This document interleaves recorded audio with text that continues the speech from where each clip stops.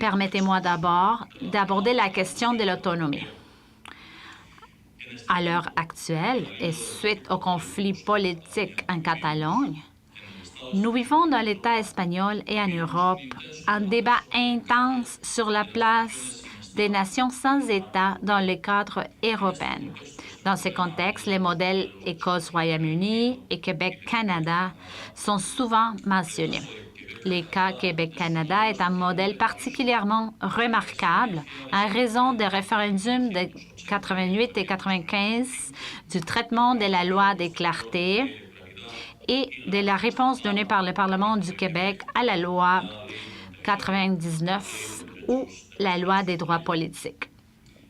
Ces modèles établissent les conditions dans lesquelles, après un référendum, le gouvernement du Canada devait négocier avec une de ses provinces un nouveau statut de souveraineté. 4 grands principes ressortent de ces modèles. 1.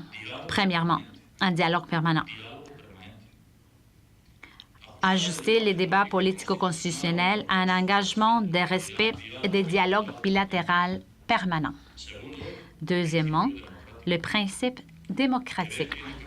Le Québec a la capacité de décider de son propre avenir et de consulter sa société. Troisièmement, le principe de l'égalité. Respect des procédures et des règles, tout en développant leur potentiel. Quatrièmement, la négociation et la bilatéralité. Et engagement des négociations et d'accords entre le gouvernement fédéral et le Québec pour mettre en œuvre les décisions. Je suis persuadée que, tôt ou tard, l'Union européenne devra aborder une directive sur la clarté pour répondre aux aspirations des différentes nations qui la composent. La démocratie consiste à pouvoir défendre toutes les idées et à éventuellement pouvoir les matérialiser si une majorité claire les soutient.